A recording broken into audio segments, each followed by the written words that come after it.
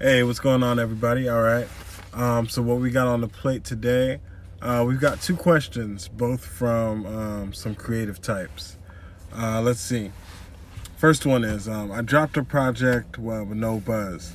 What gives? I push it every day with hashtags, and I'm not able to get a consistent amount of increase in views and progress. Okay, cool. So couple more questions I would probably have, like how many projects have you done? Did you have any social media build up before releasing this project? Because really people are kind of inundated with so much product now. It's very saturated. So you need to be building connections with people during the time that you don't have projects, so that when you do have projects, you're still kind of relevant.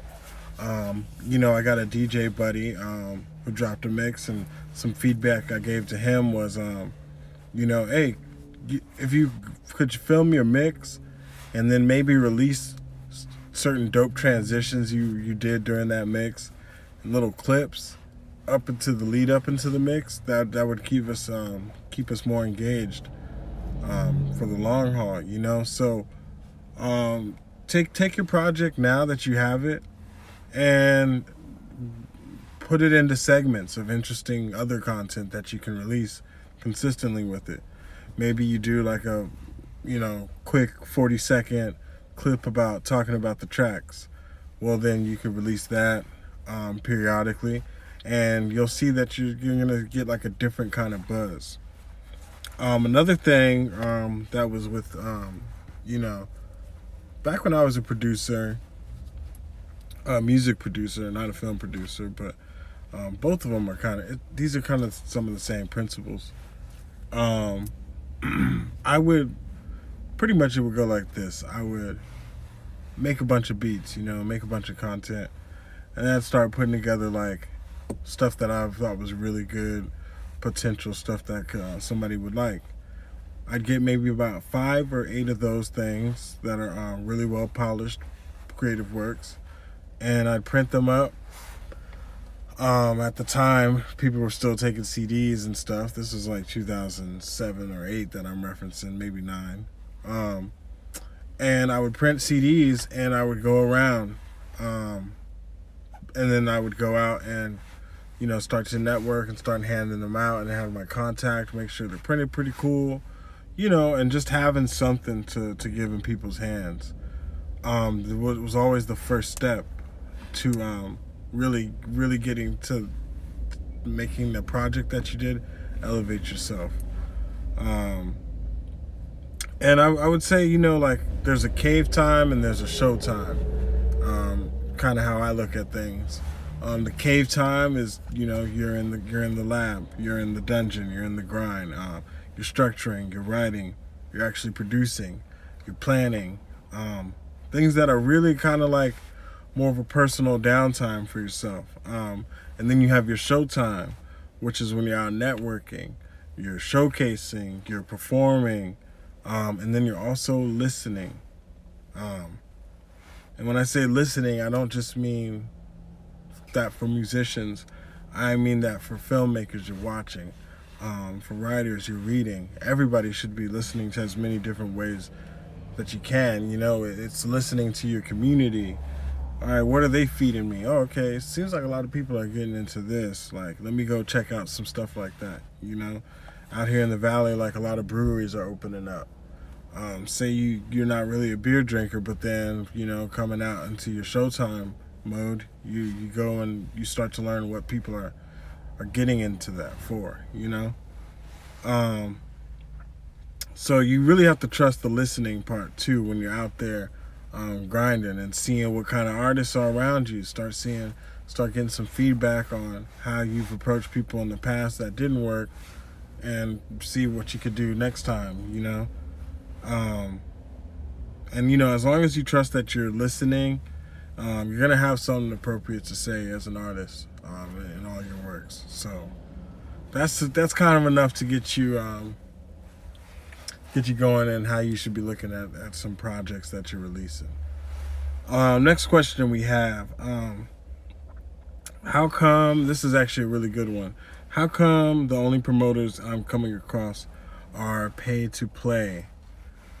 Okay, so first off, fuck pay to play. I don't, and I say fuck pay to play, but I have participated in it from both sides as a promoter and an artist. And I've worked with good people that have done it too, but really, man, like, no artist should be paying to bring people to a show.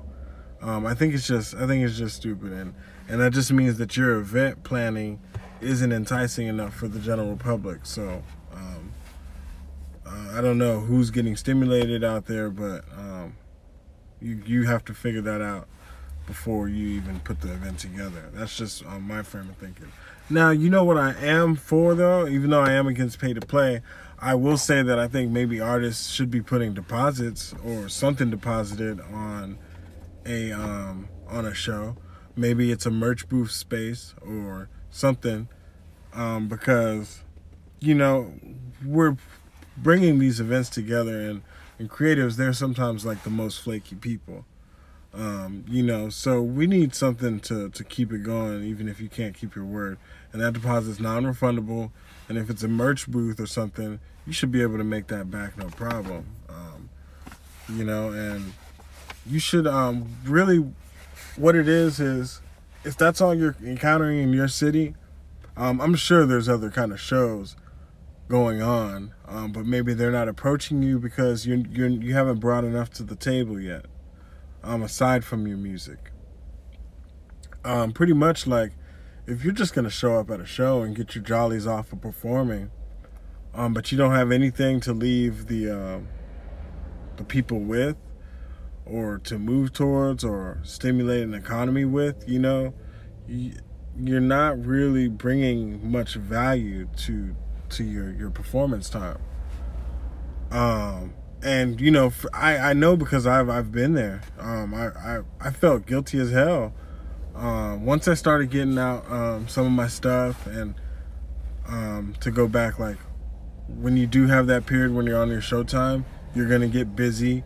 You can't actually be out there too long, because then what your track gets you busy for another cave session. But when I was in my cave session, I was still trying to be showtime and perform, but I had nothing that represented what they were seeing on stage. And I felt guilty. I would feel guilty coming off the stage, because I'm doing all this, but it was really just to get my jollies off and drink a beer. And people were coming up like, "What's up, man? Like, I want to buy an album. Who are you? What is this? What is this?" And then it's like, "Oh, I don't know, man. I don't have anything." And it was like, okay, first let me at least get a CD. Once I had a CD, then people could start, oh, I could do a release party, or I could do a listening. There's like another angle, Then I started working at a radio station, and it was, oh, okay, this is cool, because then I can get you on, and if I like some of the people that are also performing, I can see about getting them into rotation, But I mean, that's like more super planning oriented stuff. But as far as what you can contribute as an artist, even having a merch booth and kicking 10% of your sales to the promoter is hell of a good gesture, and especially if they don't even require the deposit thing. But hell, if they do require the deposit and you can kick them double because you had a good night, that's adding value, because you're making sales. People are your fans are leaving with something. And at your merch booth, like, damn, do you have a t-shirt? You got just your album? Okay, you got an album. Well, what if I don't have a CD player? I don't want to support that. Where are you on Spotify and that's it? Well, then you got to start thinking like some creative products that gets real fans involved, some kind of like, interesting posters or interesting t-shirts or things that represent what your lifestyle is, like, hey, if you like to wear flannel shirts in your music videos and you keep it real 1992 West Coast style, why don't you cut a deal with some wholesale and get some of those fans to sell out your shows, you know? That's how we got to start thinking nowadays as artists, you know? Once you start thinking like that, then when people start to see that you bring an economy, you bring something that's going on, you know, maybe you're vlogging on the way to the shows and you vlog, the shows get featured in your vlog. As soon as you start establishing more value, I'm not saying that pay-to-play disappears, but maybe some of those pay-to-play people will waive whatever it was because they understand your value. And then as that grows, you know, eventually it's going to be like, hey, you can see what I can stimulate when I show up. So you have to be compensated because you're expecting them to make a certain amount anyway. And that's kind of a little bit of the business, you know. But hey, you know, send me some questions, 24creative@gmail.com. You want me to review some of your art, $5 on PayPal. You rappers out there leaving comments to hear my song, yeah, I'll peep it. I'll give you a 1-paragraph honest response. You know, we're not homies. I can just keep it real with you, and I can help give you some direction. I mean, you're supporting my channel, so I want to see you succeed too, as a testament to what I'm trying to kick out there too. So, you know, it's all love, it's all mutual, but time is money. Anyway, make sure to subscribe, follow, and yeah, tune in soon.